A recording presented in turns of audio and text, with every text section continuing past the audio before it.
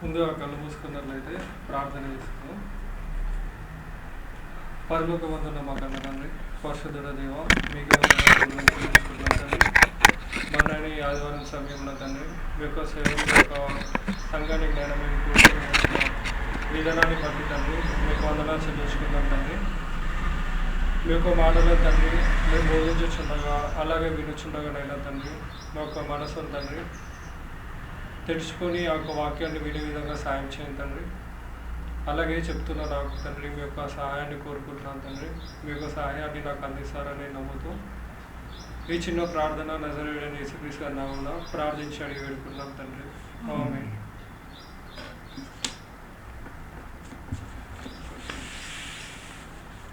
ఈరోజు మనం ఒక అంశం మీద మనం చర్చించుకుందాం.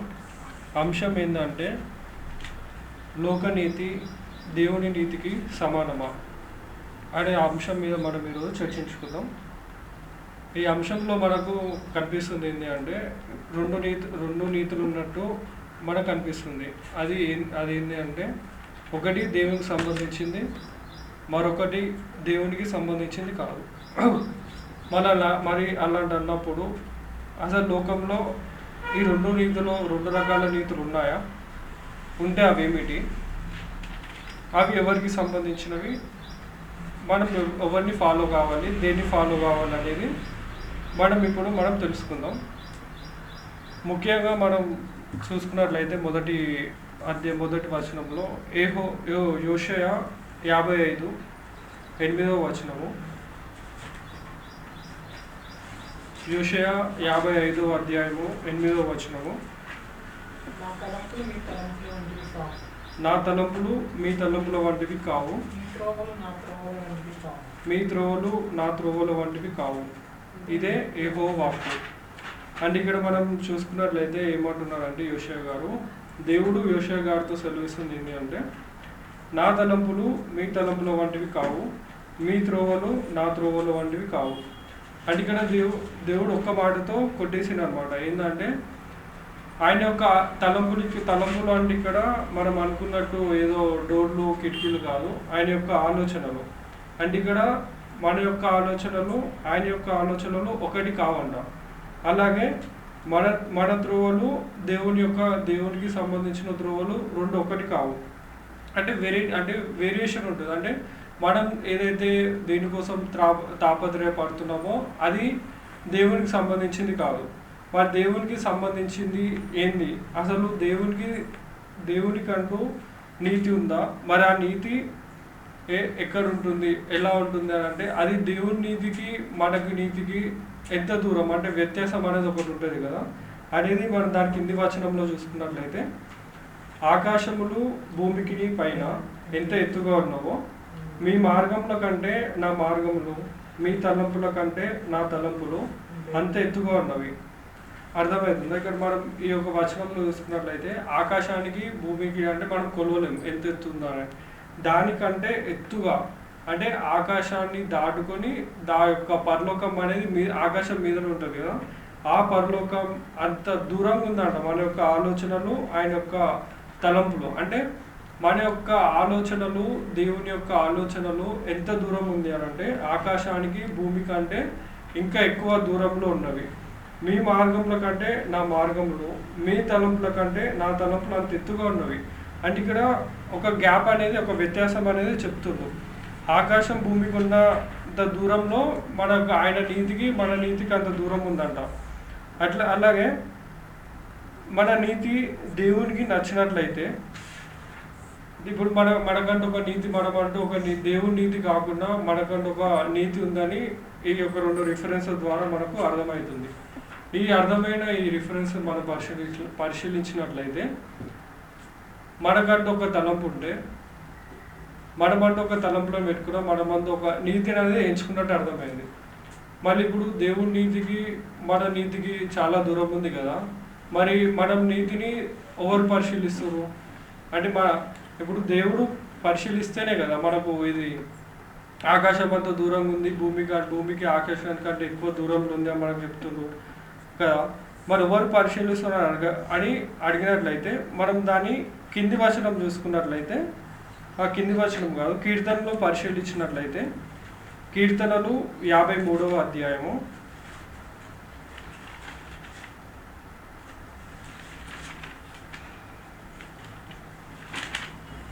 కీర్తనలు 53వ అధ్యాయము 2వ వచనము. వివేకము కలిగి దేవుణ్ణి వెతుకువారు కలరేమో అని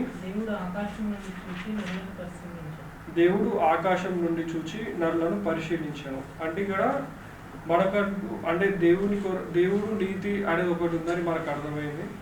మనము మన అంతటా మన సొంతంగా ఒక నీతిని మనం మెచ్చుకున్నామని మనకు అర్థమైంది. మరి దేవుడు పరిశీలించకపోతే, దేవుడు పరిశీలించడు అని మనం అనుకుంటే అక్కడ యెషయాలో మనకు ఆ 2 రిఫరెన్సులు రావు. అలాగే ఈ కీర్తనలో ఎంత అద్భుతమైన మాట అంటే వివేకము కలిగి దేవుని వెతుకువారు కలరేమో. అంటే ఇక్కడ దేవుడు మనల్ని పరిశీలిస్తున్నాడు. అంటే భూమి ఆకాశం నుంచి తన రెండు కనులతో హృదయానుసారంగా మనం ఆయనకి అనుగుణంగా ఆయన నీతిని వెతుకుతూ నడుస్తున్నాము అని ఆయన ఎక్కడి నుంచి వెతుకుతున్నాడంట? ఆకాశం మీద నుండి ఆయన యొక్క కన్ను దృష్టి ఇప్పుడు ఎవరి మీద పడుతుందంటే నరుల మీద పడుతుంది. అంటే నరులని పరిశీలిస్తున్నాడు. అంటే ఇక్కడ భూమి మీద మనిషిని చూస్తే దేవుడు మనిషి యొక్క హృదయాన్ని చూస్తాడు. మనిషి యొక్క రూపాన్ని, అంటే పై వస్త్రం ఎలా ఉంది, తన యొక్క నడవిక ఎలా ఉంది, తన యొక్క బుద్ధి అంటే మాటల తీరు ఎలా ఉంది, ఇది పరిశీలిస్తే దేవుడు ఏం పరిశీలిస్తున్నాడంట? ఆయన యొక్క నీతిని ఎవరైతే వెతుకుతున్నారో, ఆయన వివేకముతో ఆయన యొక్క నీతిని ఎవరైతే వెతుకుతున్నారో అని ఆయన భూమి మీద నుంచి, ఆయన ఆకాశం నుంచి మనల్ని పరిశీలిస్తున్నాడంట. మీకు ఒక హృదయాన్ని ఒక ఎగ్జాంపుల్గా చెప్పాలి అని అంటే, ఒక తండ్రి కొడుకును చూసుకున్నట్లయితే తండ్రి కష్టపడి భూమి మీద, అంటే తండ్రి ఒక పని చేసుకుంటూ తన యొక్క కష్టాన్ని అంతా దారపోసి తన కుటుంబాన్ని, కొడుకులను పోషించిన తర్వాత కొడుకులు ప్రయోజకులై మళ్ళీ తన తండ్రిని అలా ఎలా చూసి, అంటే కష్టం లేకుండా తన తండ్రికి ఒక కూర్చోబెట్టి వాళ్ళ ఎలా అయితే చూస్తున్నాడో, ఎలా అయితే చూడాలని కోరుకుంటాడో అది ఒక చూసుకోవాలని కోరుకుంటాడు కదా. అలాగే ఒక మనిషిని భూమి మీద సుఖపెట్టాలని కోరుకుంటాడు. కానీ దేవుడు ఏం చేస్తున్నాడంట? ఆకాశం నుండి ఈ యొక్క హృదయం ఎలా ఉంది, ఇతని యొక్క మనసు, ఆ యొక్క నడవడిక ఎవరి పరంగా ఉంది అని ఆలోచిస్తున్నట్లయితే ఇక్కడ తెలుస్తుంది ఏంటి అంటే, భూమి మీద తండ్రి కొడుకు అనే కాదు, భూమి మీద ప్రతి ఒక్క నరుడు తన యొక్క స్వయం పరిపాలన, అంటే తనకు నచ్చినట్టుగా తన వంతు తన కృషిని తన కోసమే చేసుకుంటూ, తన కోసమే నేను తప్ప ఇంకొవ్వరు లేరు అనే ఒక స్థితిలో వాళ్ళు బ్రతుకుతున్నారంట. మరి దేవుడు పరిశీలిస్తున్నట్లయితే, దేవుడు పరిశీలిస్తాడు అని అనుకుంటే మరి వెంటనే యాక్షన్ తీసుకోవచ్చు కదా అని మీరు అడగవచ్చు. కానీ ఆయన యాక్షన్ తీసుకునే వ్యక్తి కాదు. ఎందుకంటే ఒకవేళ ఆయన వెంటనే యాక్షన్ తీసుకునే పరిస్థితి అనుకుంటే మనం భూమి మీద ఎన్ని రోజులు కళ్ళు తెరిచి మనం బ్రతుకునే వాళ్ళం కాదు. ఎందుకంటే ఆయన మారండి అని మనకు రోజుకు ఒక్కొక్క అవకాశాన్ని ఇస్తూనే ఉన్నాడు. మనం ఒక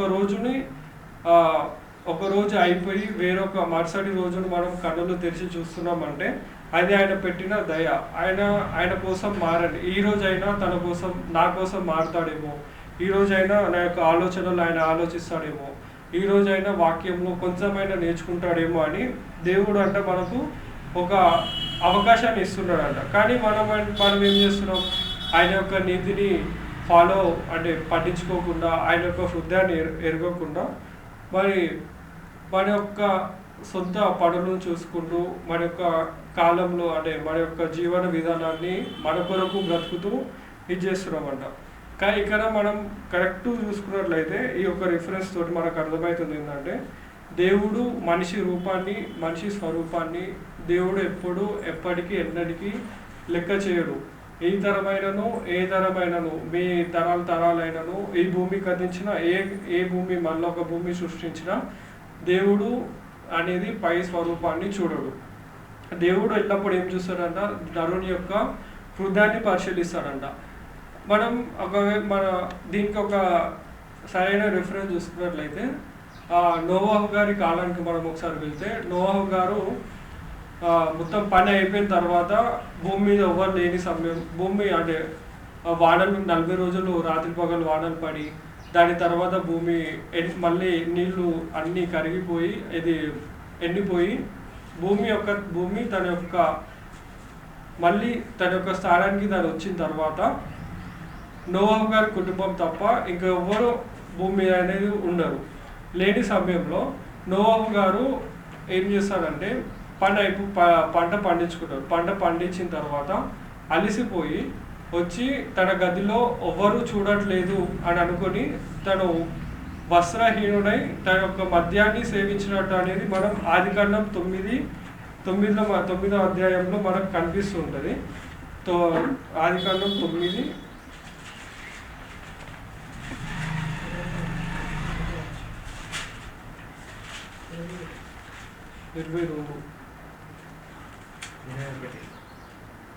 18 నుంచి మనం 23 వరకు పరిశీలించినట్లయితే దాంట్లో ఉంటుంది. మొత్తం అయిపోయిన తర్వాత తను వస్త్రహీనుడై మద్యం తాగి అక్కడ తన గదిలో పడుకొని ఉండి మళ్ళీ చెప్తున్నా, తన యొక్క డోరు కానీ కిటికీలు కానీ మూసుకొని అయితే ఏం లేదు, మొత్తం తెరిచి ఉంది. తర్వాత తన యొక్క కొడుకు షేము వచ్చి చూసి మళ్ళీ తన అన్నకు చెప్పడం, తన అన్నకు చెప్పిన తర్వాత నోవాహు గారిని రూమ్లోకి తీసుకెళ్ళిపోవడం, ఇదంతా జరుగుతుంది. ఇప్పుడు నోవాహు గారు వస్త్రహీనుడై ఉన్నట్టు ఎవరికి తెలుసు? ఇక్కడ షేము గారికి తెలుసు, హాము గారికి తెలుసు. ఆదికాండాన్ని షేము గారు కానీ హాము గారు కానీ రచించలేదు అంటే రాయలేదు. మరెవరు రాసింది దేవుని యొక్క స్వహస్తాలతో మనకు ఈ యొక్క 66 పుస్తకాలను రాసినట్టు అని మనకు తెలుసు. మరి ఎక్కడో నోవాహు గారు భూమి మీద మొత్తం లేని సమయంలో తన యొక్క వస్త్రహీనుడైన విషయం తెలిసింది. అక్కడ చూసుకున్నట్లయితే షేము గారికి హాము గారికి వాళ్ళ కుటుంబ సభ్యులకి, మళ్ళీ స్త్రీలకు తెలియదు. మరి దేవునికి ఎలా తెలుసు కదా? దేవుడు అనేదంట, దేవుడు మనుషులని ఎప్పుడూ పరిశీలిస్తూనే ఉంటాడు. ఎందుకంటే భూమి సృష్టించింది ఆయనే, భూమిలో మనుషుల్ని సృష్టించింది, నరులని సకల కోటి జీవరాశుల్ని సృష్టించింది కూడా ఆయనే. కాబట్టి ఆయన ఏం చేస్తాడంటే మనుషుల యొక్క స్వరూపాన్ని ఎప్పుడు ఆయన చూడడు. ఆయన యొక్క మనిషి యొక్క హృదయాన్ని అనేది దేవుడు అనేది పరిశీలిస్తూనే ఉంటాడు. అలాగే మనం ఇంకొక ఇంకొక అధ్యాయాన్ని మనం వెళ్తే, పౌలు గారు రాసిన పత్రిక రోమియోలకు రోమా పత్రిక 10వ అధ్యాయము 2వ వచనము.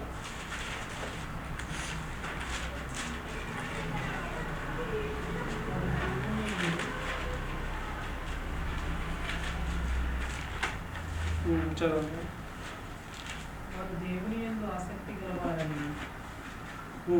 వారు దేవుని యందు ఆసక్తి గలవారని వారిని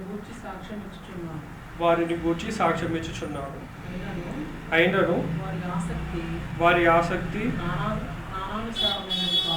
జ్ఞానానుసారమైనది కాదు. ఇక్కడ పౌలు గారు ఏమంటున్నాడంటే రోమియోలతో ఏమంటున్నాడంటే, రోమియో సంఘానికి రాసి వారు దేవుని యందు ఆసక్తి గలవారని వారిని గూర్చి సాక్ష్యం ఇచ్చుచున్నారు. ఎవరు సాక్ష్యం ఇస్తున్నారు? ఇక్కడ పౌలు గారు సాక్ష్యం ఇస్తున్నాడు. ఏమని? వారు దేవుని యందు ఆసక్తి గలవారు అని పౌలు గారు సాక్ష్యం ఇచ్చిండు. అలాగే దాని కంటిన్యూషన్ చూసుకుంటే, అయినను వారి ఆసక్తి జ్ఞానానుసారమైనది కాదు. ఇదేంది? ఇందాకనే పౌలు గారు సాక్ష్యం ఇచ్చింది కదా, వీళ్ళు దేవుని యందు ఆసక్తి గలవారని ఇందాకనే సాక్ష్యం ఇచ్చిండు. మళ్ళీ ఇక్కడ చూసుకున్నట్లయితే వారి ఆసక్తి జ్ఞానానుసారమైనది కాదంట. అంటే ఇక్కడ వారి ఆసక్తి ఏ పరంగా ఉంది? జ్ఞానానుసారంగా కాదంటే ఇంకోటి ఏది ఉంది? శరీరానుసారమైన ఒక ఆలోచనలో వాళ్ళు దేవుని యొద్దకు వస్తున్నారంట. అంటే ఇక్కడ పౌలు గారు ఎంత క్లారిటీగా చెప్తున్నారంటే, మనుషులు దేవుని దగ్గరికి వచ్చేది జ్ఞానం నేర్చుకోవడానికి కాదు. దేవుడు మనుషులు జ్ఞానానుసారంగా దేవుని కొరకు బ్రతకాలని దేవుని దగ్గరికి రావట్లేదంట. వారి యొక్క ఆలోచన జ్ఞానానుసారమైన దానికి అంటే వాక్యానికి దేవుని యొక్క మనసుకు చాలా దూరంగా ఉంది. ఇదే రిఫరెన్స్ మనం యెషయా 55:3కి మనం ఇట్లా కనెక్ట్ చేసుకొని చూసుకున్నట్లయితే ఆయన యొక్క ఆలోచనలు మన యొక్క ఆలోచనలకు దూరంగా ఉన్నాయంట. సేమ్ అలాగే వారి యొక్క ఆసక్తి గురించి బాగానే ఉంది, సాక్ష్యం ఇస్తున్నాడు. కానీ ఏ రకమైన ఆసక్తి గురించి సాక్ష్యం ఇచ్చిండు అనేది మనకు తెలియాలి. అదే దాని కింద వచనం చూసుకున్నట్లయితే ఏలయనగా వారు దేవుని నీతి ఎరుగక తమ స్వనీతిని స్థాపింపబోనుకొనుచు దేవుని నీతికి లోబడలేదు. అంటే ఇక్కడ మనం పెట్టిన అంశానికి ఇక్కడ మళ్ళీ ట్యాన్ అయింది చూసారా. అంటే ఏలయనగా వారు దేవుని నీతి నెరగక తమ స్వనీతిని స్థాపించబోనుకొనుచు దేవుని నీతికి లోబడలేదు. అంటే ఇక్కడ భూమి మీద దేవుని యొక్క నీతికి వాళ్ళు చోటు ఇవ్వట్లేదు, వాళ్ళ హృదయంలో దేవునికి చోటు ఇవ్వట్లేదు.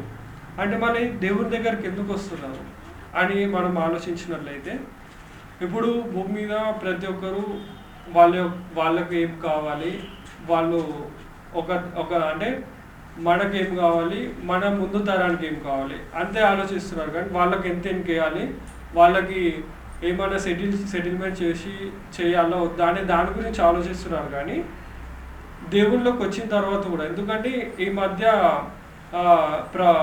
ప్రవచనాలు కూడా అంటే దేవుని యొక్క వాక్యం బోధించే వాళ్ళు కూడా ప్రతి ఒక్కరు దేవుని నమ్ముకోండి మీకు ఇల్లు వస్తుంది, దేవుని నమ్ముకోండి మీరు ఈ లోకంలో ఒక ఉన్నత స్థాయికి ఎదుగుతారు, దేవుని నమ్ముకోండి మీకు మీ యొక్క ఆరోగ్యపరంగా కానీ ఇంటికి ఏమైనా సమస్యలు ఉన్నా, మీ కుటుంబానికి ఉద్యోగం లేకపోయినా ఏం లేకపోయినా దేవుని నమ్ముకుంటే వస్తాయి అని చెప్పడానికి ఆగిపోయారు. కానీ దేవుని నమ్ముకుంటే పరలోకం వస్తుంది అని ఇప్పుడు ఈ కాలంలో అయితే ఎవరు చెప్పడం లేదు. ఒకవేళ చెప్పినా వాళ్ళని ఎవరు నమ్మడం లేదు, అంటే వాళ్ళ దగ్గరకు ఎవరు వెళ్ళట్లేదు. ఈ మధ్య కాలంలో ఇంకా మనం చూసుకున్నట్లయితే ఈ స్వస్థతలు అనేవి ఇంకెక్కువ అయిపోయినాయి. అంటే దేవుళ్ళలోకి వచ్చిన తర్వాత అంటే ఒక పాస్టరు ఆయన యొక్క అంటే ఒక వ్యక్తిని తీసుకొచ్చి తనకు చెయ్యి పడిపోతే తన చెయ్యి ముట్టినట్లయితే తన చెయ్యి బాగవుతుంది. అంటే ఈ మధ్య కాలంలో ఈ యొక్క స్వస్థతలు ఎక్కువైపోయినాయి. కానీ ఇక్కడ ప్రజలు అలాగే మనుషులు దేవుని నమ్ముకొని వచ్చిన వాళ్ళు గ్రహించలేనిది ఏంటి అని అంటే, ఆ యొక్క స్వస్థతలు అనేది దేవుని శిష్యులతో పాటే అంతమైపోయినాయి. మళ్ళీ ఈ యొక్క స్వస్థతలు ఏమైనా చేయాలి అని అంటే అది దేవుడే. ఎందుకంటే ఈ సకల లోకానికి దేవుడు తన శిష్యులను పంపి సువార్తను ప్రకటించమన్నాడు. ప్రకటిస్తూనే వాళ్ళ యొక్క స్వస్థతలు చేశారు. కానీ వాళ్ళు అర్థమైపోయిన తర్వాత దేవుడు మనిషి ఇప్పుడున్న పరిస్థితిని పట్టుకున్నట్లయితే దేవుడు భూమి మీద ఏ నరునికి స్వస్థత అంటే తన యొక్క శిష్యులమని చెప్పుకొని వచ్చే వాళ్ళకి స్వస్థతలు చేసామని చెప్పుకొని వచ్చే వాళ్ళకి ఉంటుంటారు కదా, వాళ్ళకి కాదు ఎవ్వరికి స్వస్థత పరిచే అర్హత కానీ హక్కు కానీ దేవుడు ఇయ్యలేదు. ఎందుకంటే సృష్టించింది ఆయనే, తీసుకెళ్లేది ఆయనే, ఆది ఆయనే అంటారు, అంతము ఆయనే. కాబట్టి మన యొక్క స్వస్థత విషయంలో మీరు ఇంత స్వస్థత వస్తుంది, ఇది వస్తుంది, మేము సెటిల్ అయిపోతాం అని ఆలోచించకుండా నిత్య జీవం కొరకు అంటే మరణించిన తర్వాత మనకు ఒక లోకం ఉందని తెలుసు, ఆ లోకానికి వెళ్ళాలని తెలుసు. మళ్ళీ వెళ్ళాలని తెలిసిన తర్వాత భూమి మీద నీ యొక్క పనేమిటి, దేవుని యొక్క నీ నీతికి ఎక్కడ ట్యాన్ అవుతుంది అంటే ఎక్కడ క్యారీ అవుతుంది. మనకు అసలు మన యొక్క ఆలోచనల పరంగా కానీ మన యొక్క ఆలోచనలను ఒక్కసారి వాక్యంతో మనం పరిశీలిస్తే ముడేసుకుంటే చెప్పినట్టే ఆకాశం కంటే ఎత్తుకి భూమికి ఎంత దూరం ఉందో దానికంటే ఇంకెక్కువ దూరం ఉంటుంది, కానీ దానికంటే తక్కువ అనేది ఉండదు. దేవుని కొరకు బ్రతికే వాళ్ళు చాలా అంటే చాలా తక్కువ మంది ఉంటారు. వాళ్ళ దగ్గరికి యొక్క వాక్యాన్ని మనం అందించాలి. అలాగే దేవుడు అంటున్నాడు ఇంకొక అధ్యాయం చూసుకున్నట్లయితే యోహాను 3వ అధ్యాయము 4వ వచనం.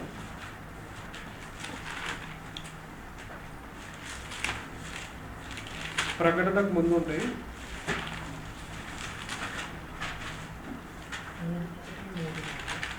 1 యోహాను 3వ అధ్యాయము 4వ వచనము. పాపము చేయు ప్రతివాడును ఆజ్ఞను అతిక్రమించును, ఆజ్ఞ అతిక్రమమే పాపము. ఇక్కడ మనకు ఒకటి ఆజ్ఞ ఇచ్చిండు. ఏమంటున్నాడంటే ఈ రిఫరెన్స్లో మనకు పాపము చేయు ప్రతివాడును ఆజ్ఞను అతిక్రమించును. మీరందరూ అనుకుంటుండొచ్చు ఇప్పుడు చెప్పిన ఈ యొక్క వాక్యంలో పాపం సంబంధించి ఏ ఒక్క రిఫరెన్స్ మనకు చూపించలేదు. మరి పాపం చేయడం ఇప్పుడు ఎందుకు పాపం చేయ ప్రతివాడు ఆజ్ఞను అతిక్రమించును అనే రిఫరెన్స్ వచ్చిందని మీరు అనుకోవచ్చు.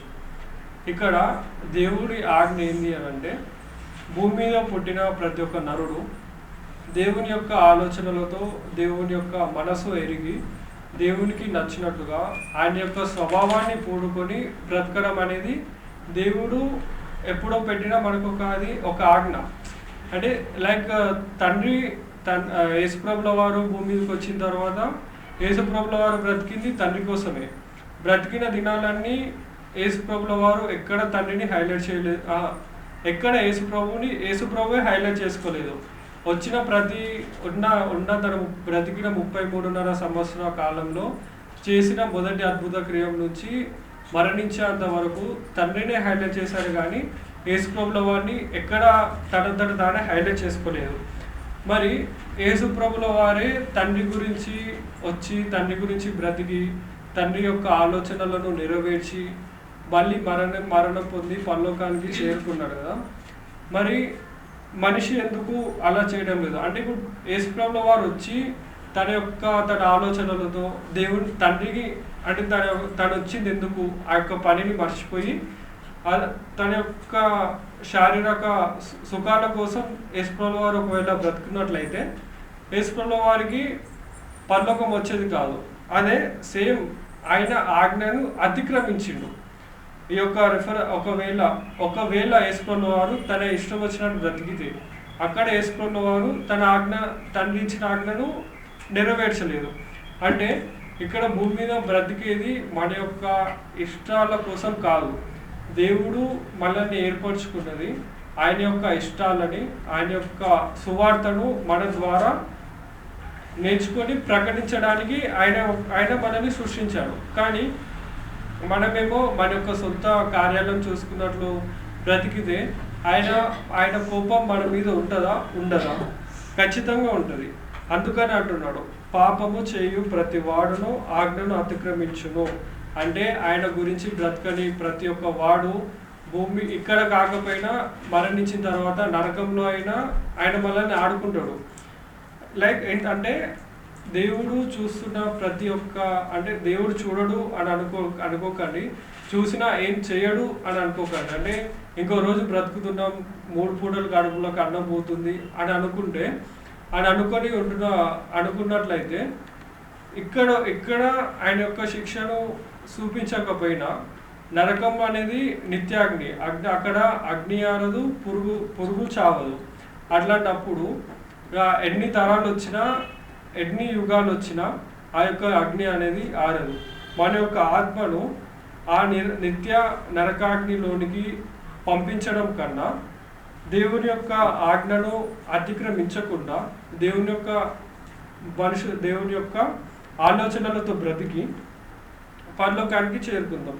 అలాగే ఆ యొక్క ఆజ్ఞను మనకు అందరికీ తెలిసిన ఆజ్ఞలు అయితే తన పొరుగు వారిని ప్రేమించాలి, అలాగే నరహంత చేయకూడదు, అబద్ధం ఆడకూడదు, ఇవన్నీ ఆజ్ఞల కిందకి వస్తాయి. వీటిలో ఏది కూడా మనం అన్నింటినీ తప్పుతూ ఉంటాం, కానీ ఇకపై తప్పకుండా చూసుకోవాలి, జాగ్రత్త పడాలి. అలాగే మనం ఒకసారి అంశం చూసుకున్నట్లయితే నీతి అని అన్నారు. మరి ఈ నీతి అనేది ఎలా ఉంటుంది? నీతిగా బ్రతకమన్నాడు, ఓకే. మరి అలాగే ఆజ్ఞను అతిక్రమించొద్దు అన్నాడు. మరి నీతి నీతి నీతి అంటున్నారు కదా, మరి ఆ నీతి ఎక్కడుంది, ఎలా ఉంది అనేది మనం పరిశీలిద్దాం. యాకోబు 1వ అధ్యాయం 27వ వచనం.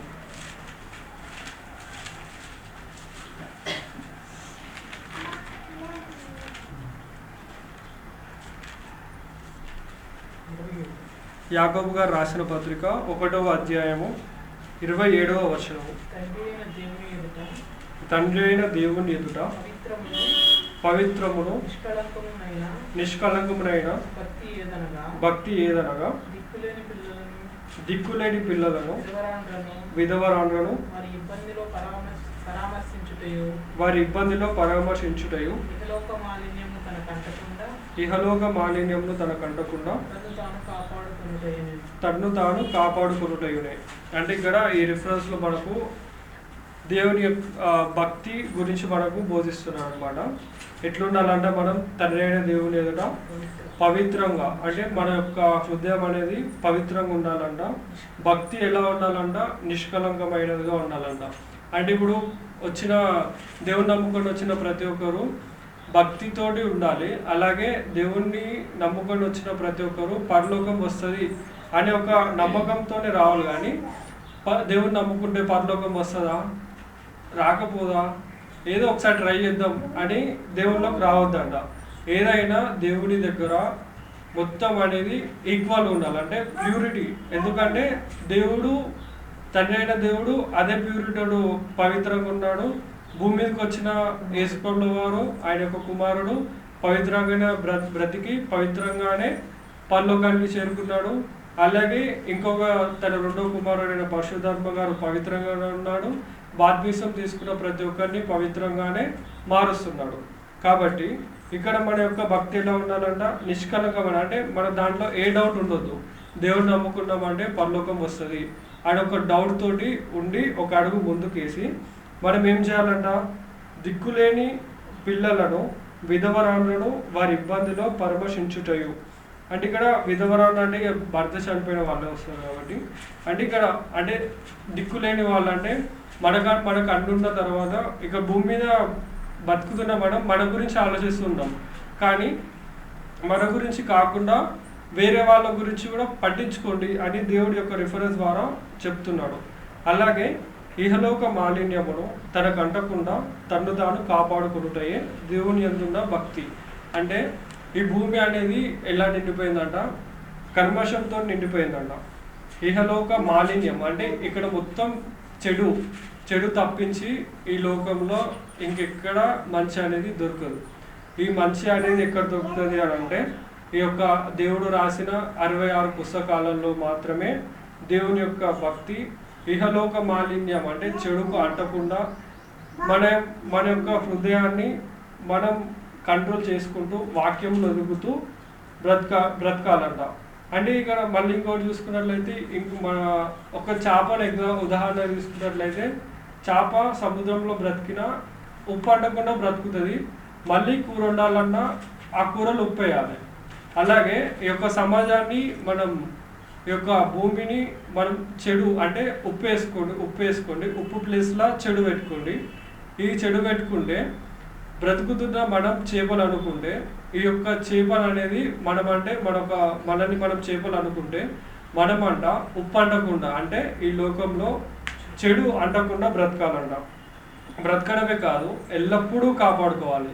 ఎందుకు కాపాడుకోవాలి? ఇప్పుడు ఒక రోజు మనం మంచివాడు ఉంటే అయిపోయింది కదా అని అనుకుంటే కాదు. నీకు ఇచ్చిన ఎన్ని దినాలు భూమి మీద నీకు ఆయుష్కాలం ఇచ్చిందో అన్ని దినాలు కాపాడుకుంటూనే రావాలి. లేదనుకో అపవాది అనే ఒక తంత్రం మన మీద ప్రయోగిస్తారనమాట. దానికి చిక్కకుండా మనం ఎల్లప్పుడూ మనల్ని మనం కాపాడుకుంటూ వాక్యానికి దగ్గరగా ఉండాలంట. అలాగే ఇంకొక రిఫరెన్స్ తీసుకున్నట్లయితే 1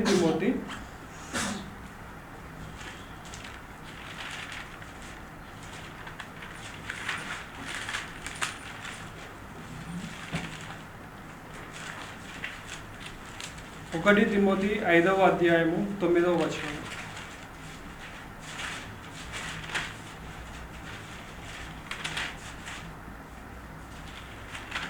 1 తిమోతి 5వ అధ్యాయము 9వ వచనము. 60 ఏండ్ల కంటే తక్కువ వయస్సు లేక ఒక్క పురుషునికే భార్య అయి సత్క్రియలకు పేరు పొందిన విధవరాల పిల్లలను పెంచి పరదేశులకు ఆతిథ్యం ఇచ్చి పరిశుద్ధ పాదములు కడిగి శ్రమపడు వారికి సహాయం చేసి ప్రతి సత్కార్యము చేయ బూనుకున్నదైతే ఆమె విధవరాన్న లెక్కలో చేర్చవచ్చును.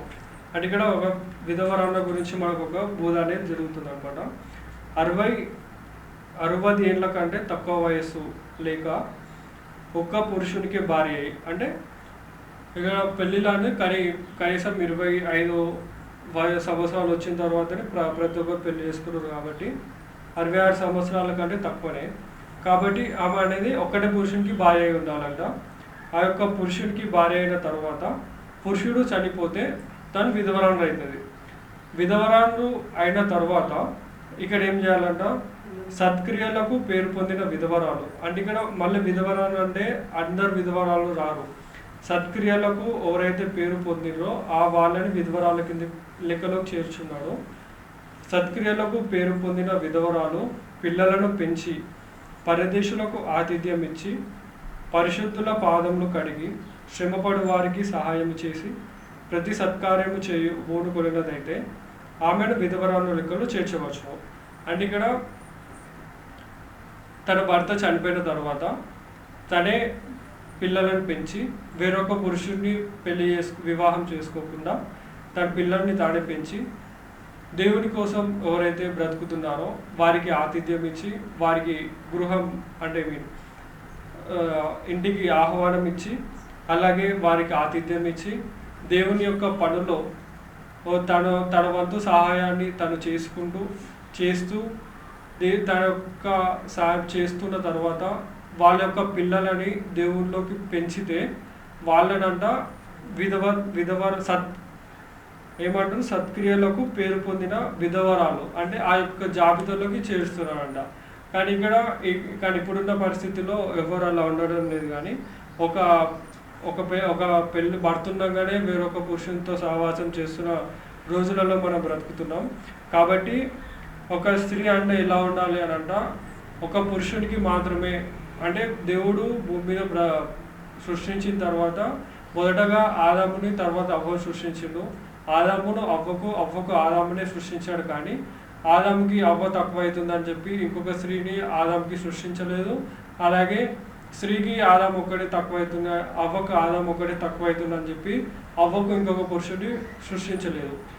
ఎన్ని కష్టాలు వచ్చినా ఎన్ని ఇబ్బందులు వచ్చినా ఒక పురుషుడు ఒక స్త్రీకి అది తనతోటి ఎలా ఉన్నా సరే దేవుని విషయంలో మాత్రం ఈ విషయం అనేది చెల్తుందంట. అంటే దేవుని విషయానికి వస్తే దేవుడు సృష్టించింది భర్తని భార్య కోసమే, భార్యని భర్త కోసమే. అలాగే ఇక్కడ మనం విధవరాల లెక్కలోకి చూసుకున్నట్లయితే తను 60 ఏళ్ళు బ్రతికిన తర్వాత ఏ పురుషుడిని ఎరగలేదు.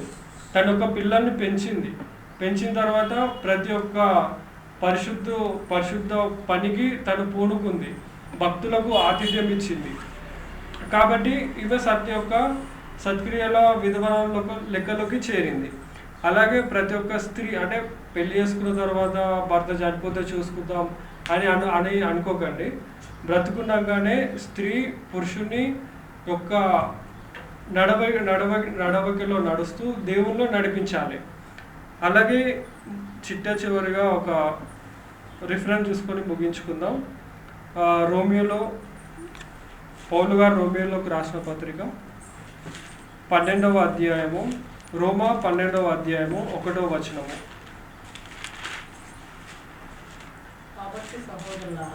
కాబట్టి సహోదరులారా పరిశుద్ధమును దేవునికి అనుకూలమునైన సజీవ యాగముగా మీ శరీరములను ఆయనకు సమకూర్చుకొనుడని దేవుని వాత్సల్యమును బట్టి మిమ్మును బతిమాలుకొనుచున్నాను. ఇట్టి సేవ మీకు యుక్తమైనది. ఇక్కడ సేవ చేయమంటాడు. ఏం సేవ చేయాలంట? పౌలు గారు బతిమాలుకోవాల్సిన స్థితికి రోమియోలు అనే వచ్చారంట, వాళ్ళ యొక్క సంఘం వచ్చిందంట. ఏమని? కాబట్టి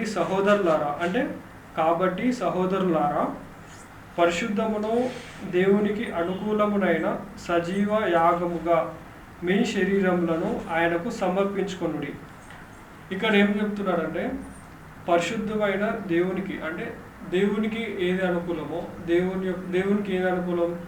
బ్రతికున్న మన యొక్క శరీరం ఆయనకి యొక్క అవసరం. చనిపోయిన తర్వాత ఈ యొక్క దేహంతో మనం ఏ పని చేయలేం. కాబట్టి బ్రతికుండగానే మీ యొక్క దేహాన్ని సజీవ యాగముగా ఆయనకంట సమర్పించుకోవాలంట. సమర్పించుకోవడం అంటే పోయి నన్ను బలించుకోవడం అనేది కాదు. వారి యొక్క బాప్తిస్మం అంటే ఇక్కడ బాప్తిస్మం అనేది లేదు, కానీ బాప్తిస్మం తీసుకుంటే మనమంట మన యొక్క శరీరాలను ఆయనకి సమర్పించుకున్నట్టే. లేదు నేను బాప్తిస్మం తీసుకోకుండా ఉంటాను అని అంటే అది ఇక నరకానికే దారితీస్తుంది. ఎందుకనంటే బ్రతికుండగానే మన యొక్క శరీరాన్ని దేవునికి సమర్పించుకోవాలి. సమర్పించుకున్న తర్వాత దేవుని వాత్సల్యమును బట్టి మిమ్మును బతిమాలుకొనుచున్నాడు. అంటే ఇక్కడ బ్రతికుండగానే మీ యొక్క దేహాన్ని మీ బాప్తిసం తీసుకోండి, దేవునికి మీ యొక్క శరీరాన్ని అందించండి అని పౌలు గారు బతిమాలుకునే స్థితికి వాళ్ళు దిగజారిపోయారు. అలాగే ఇప్పుడున్న మనము దిగజారిపోయాం. బాప్తిసం తీసుకున్న ప్రతి ఒక్కరూ పరలోకానికి చేరాలి అని అనుకుంటే ఈ భూమి బాప్తిసం తీసుకున్న వెంటనే దేవుడు మనల్ని అంటే మరణించేటట్టు చేస్తాడు. బాప్తిసం తీసుకున్న తర్వాతనే మనం పరలోకం వస్తుంది అని అంటే కాదు. బాప్తిస్మం అనేది పరలోకానికి వెళ్ళడానికి మొట్టమొదటి అడుగు. ఆ అడుగుని మనం తీసుకుంటేనే కానీ ఆ అడుగు వేయడానికి వేయగలం, లేదంటే లేదు. అంటే బ్రతికుండగానే మరణించిన తర్వాత ఈ దేహం మీ ఇంటి వారికి కూడా అసహ్యకరం అని మనకు తెలుసు, మనం చదువుకున్నాం. కాబట్టి మరణించిన తర్వాత ఈ దేహం నీ ఇంటి వాళ్ళకి అవసరం లేనప్పుడు దేవునికి ఎలా అవసరం పడుతుంది? కాబట్టి బ్రతికుండగానే మన యొక్క శరీరాన్ని మన యొక్క దేహాన్ని ఆయనకి దాసోహం ఇచ్చేసేయాలి. ఆయనకి మనం సమర్పించుకోవాలి. సమర్పించుకున్న తర్వాత ఏం చేయాలంట? ఆయన యొక్క సేవ చేయాలంట. ఆయన యొక్క సేవ చేస్తేనే మనం ఆయన సమర్పించుకున్న దేహానికి ఒక వాల్యూ. తర్వాత మన యొక్క ఆత్మ అనేది పరలోకానికి చేరుకుంటుంది. మరి ఇక్కడ దేహం సమర్పించుకుంటే ఆత్మ ఎలా పరలోకానికి వెళ్తుంది అని అనుకుంటున్నారేమో. మన యొక్క శరీరంలో మన యొక్క దేహంలో ఆత్మ ఉంటేనే సజీవంగా ఉన్న లెక్కలోకి వస్తాం. మన నుంచి ఆత్మ బయలు వెళ్ళిందంటే నువ్వు నా సజీవ లెక్కలోనికి రావు. కాబట్టి బ్రతికున్నాగానే ఏం చేయాలంట? బాప్తిసం తీసుకోవాలంట. బాప్తిసం తీసుకున్న నువ్వు యొక్క దేవుని కొరకు బ్రతుకుతాడు అని మాట ఇచ్చిన తర్వాత దేవుని కొరకు బ్రతుకుతూ ఆయన యొక్క ఎలా అయితే ఆజ్ఞలు ఇచ్చారో ఆ ఆజ్ఞలని నెరవేరుస్తూ పాటిస్తూ ఆయన యొక్క నీతిని వెతుకుతూ ఆయన యొక్క వాక్యాన్ని కొంతమందికైనా బోధించే రకంగా నువ్వు ఎదగాలి అని చెప్తున్నాడు. అంటే దేవుని యొక్క 66 పుస్తకాలు ఏదో నామకేవాస్ కాకుండా ప్రతి ఒక్క వచనం ఇంపార్టెంట్. ఈ యొక్క 66 పుస్తకాలు ఏముందిలే అని అనుకుంటే మరణించిన తర్వాత నీ యొక్క ఆత్మ కూడా ఏముందిలే తీసుకెళ్ళి నరకానికి వేసేయండి అనే స్థాయికి మనం ఆయన నోటి నుంచి హేళన రకంగా మన ఆత్మ అనేది ఉంటుంది. కాబట్టి ఈ యొక్క 66 పుస్తకాలలో రాసిన ప్రతి ఒక్క అక్షరం దేవుని యొక్క జ్ఞానంతో, దేవుని యొక్క హృదయంతో, దేవుని యొక్క ప్రేమతో, దేవుని యొక్క బాధతో, దేవుని యొక్క ప్రేమతో, దేవుని యొక్క కోపంతో రాయబడిన ప్రతి ఒక్క మాటను మనం చదువుతూ ఆ యొక్క వాక్యాన్ని మన హృదయంలో నింపుకుంటూ ఆ యొక్క వాక్యపరంగా బ్రతికి పరలోకానికి చేరుకోవాలని ఆశిస్తున్నాను. అలాగే బ్రతకాలని కోరుకుంటూ ఈ యొక్క వాక్యాన్ని నేను ముగిస్తున్నాను. కళ్ళు మూసుకున్నట్లయితే చివరి ప్రార్థన చేసుకుందాం. పరలోకమందున్న మా కన్న తండ్రి, పరిశుద్ధుడ దేవ, మీకు వందన శుభ్రం చెల్లించుకుంటాం తండ్రి. మరి అయినా ఈరోజు తండ్రి దేవుని నీతియా లోకపు నీతియా అని అనుకుంటే తండ్రి, ప్రతి ఒక్కరూ లోకపు నీతితోనే ఎక్కువగా బ్రతుకుతున్న వారు కనిపిస్తున్నారు తండ్రి. దేవుడి నీతితో చాలా తక్కువ మంది బ్రతుకుతున్నారు తండ్రి. అలాగే మేము కూడా లోకపు నీతిలో కాకుండా దేవుడైన తండ్రి అయిన దేవుని యొక్క నీతిలో బ్రతికే విధంగా మాకు సహాయం చేయండి తండ్రి. మా యొక్క మనసులను మేము మార్చుకొని మీ యొక్క త్రోవల వైపు, మీ యొక్క ఆలోచనల వైపు మేము మార్చుకునే విధంగా సహాయం చేయండి తండ్రి. మీ యొక్క ఆలోచనలకు మా యొక్క ఆలోచనలకు చాలా దూరం, చాలా వ్యత్యాసం అన్నారు తండ్రి. మేము అంత దూరంగా ఉండకుండా, అంత వ్యత్యాసంగా ఉండకుండా ఎల్లప్పుడూ మీ యొక్క హృదయానికి దగ్గరగా ఉండి మీ యొక్క ఆలోచనలతో తండ్రి మా యొక్క జీవనాన్ని గడిపే విధంగా మాకు సాయం చేయండి తండ్రి.